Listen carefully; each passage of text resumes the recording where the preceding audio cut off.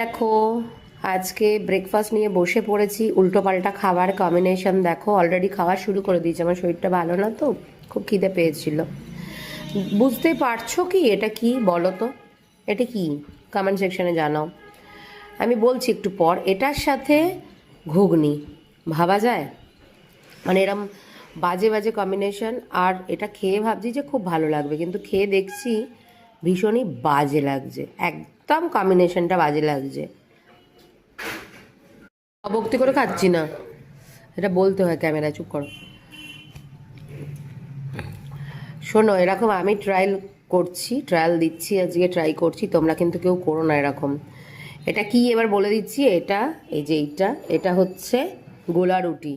তাও আবার কি জানো, চিনি ছাড়া।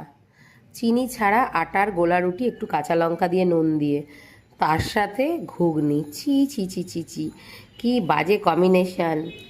আর সত্যি কথা বলতে গেলে এইভাবে কেউ ট্রাই করিও না বাবা, একদম বাজে খেতে লাগছে।